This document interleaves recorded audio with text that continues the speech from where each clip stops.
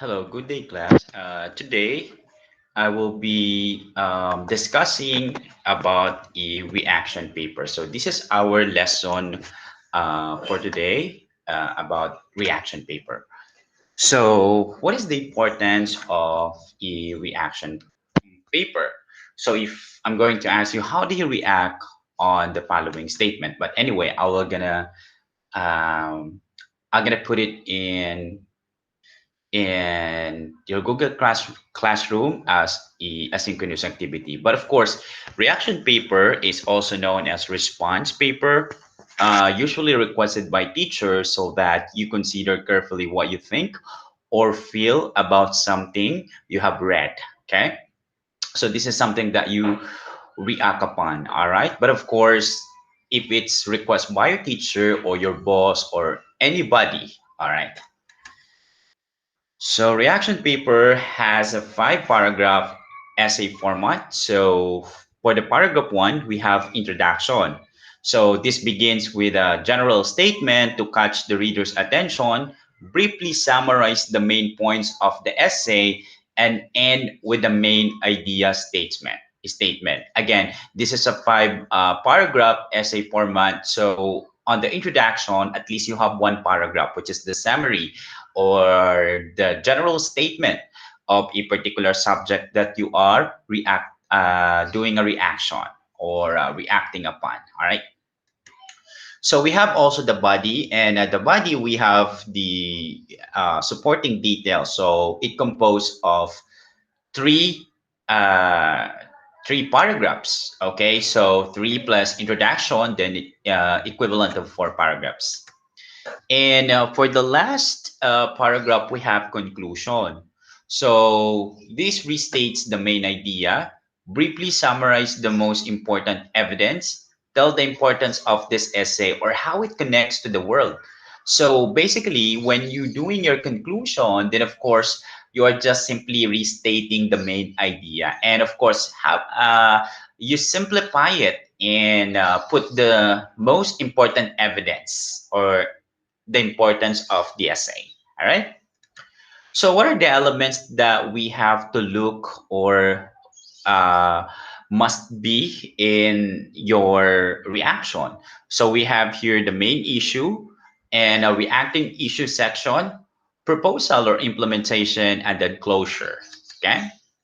So, diary versus reaction paper. What are their differences? Okay. So when we say diary, it talks about personal in significance. What is it for you? Your daily experience. Um, what are the most important dates that you have in there? Or should I say events that happen in your life? Okay. While the reaction paper, its significance is societal. Okay. So this is something that you have that is important, no? Not just by yourself, but of course for the others as well. And a diary enlighten one's fellow human, and a reaction paper enlighten for the self. What do you mean by that? Enlighten for the self because once you are trying to scrutinize or what is the perfect term for that, trying to look the essence of the paper or the text that you are reacting upon, then therefore there is a certain enlightenment that you may get while reacting those type of texts. Okay, so diary is less formal while the reaction paper is formal. Diary is less descriptive and a reaction paper is more descriptive. And a diary does not endeavor to persuade other people, while reaction paper persuades readers. So when you put your word in there and trying to convince other people and trying to believe them based on the evidences that you are presenting to them, then more probably you are persuading them. Okay.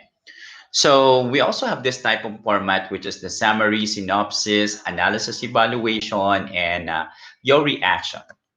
So what are the guide in writing a reaction paper? We have summary and synopsis. what are you reacting to, like your goal. I mean, the goal for this is a show that you understand the opinion, main ideas, and supporting ideas in the documentary piece you have writing about. So identify all of the basic information about the piece, including the title of the piece, the topic or subject of the piece. In other words, tell what the piece is about in a word or a phrase. Okay. And in section two, which is the analysis and evaluation, where there is a meaning of putting your own evaluation and analysis based on the text that you have read or that you are trying to give your reaction, right? So, what are the strengths and weaknesses of the piece? So, that's something that you have to consider too when you are analyzing and evaluating certain idea coming from other people or maybe any type of text. So, that is something that you have to consider too. And of course, answer the W questions like why not, what if, so things like that. This might also help you in judging what are the strength and the weaknesses of that particular text. So you have also to consider the specific question you might take up include, was the piece convincing? Why or why not? Specifically, is it well researched? Why or why not? So did the piece overlook or leave out anything important? So these are the things that you have to consider too. And of course, in section three, some Roman numeral three, your reactions, right? So how do you react to the piece on a personal level? How does the piece relate to your experience? So the objective of this is you have to share your own impressions and your own experiences with readers. So this is how you react, right?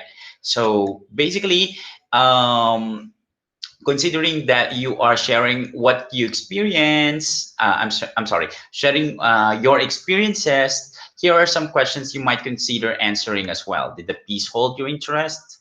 It's better that when you are reacting something, make sure that this is something that you interest about, because you can put a lot of inputs in there. You can share a lot of thoughts and ideas based of your experiences and how you understand the process. So did the piece bother or annoy you? That's actually a good question, because in there you can actually see what are the strengths and the weaknesses of that particular piece. What did you realize as a result of watching the piece or reading the piece? What are questions does the piece raise for you about the material, about other things? So these are the things, or these are the questions that you may also consider. And of course, when reading a reaction paper, what do we expect? All right. Of course, we expect that our audience will inform and, if possible, amuse them.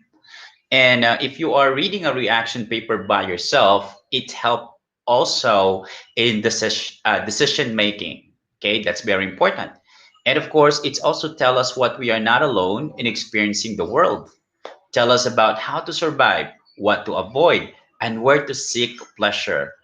And also help us process our experience and see things that weren't able to see on our own. We have to admit the fact that we have, different experiences, and it depends on the piece that we are reading about or reacting about. But the bottom line, class, is this is a general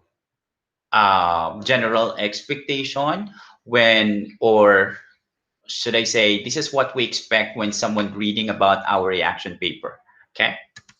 So the modern iterations of the reaction paper, we have movie review, gadget review, book review, travel review, restaurant review, review an essay, story, and some editorials. So you may also see a lot of review on a different platform.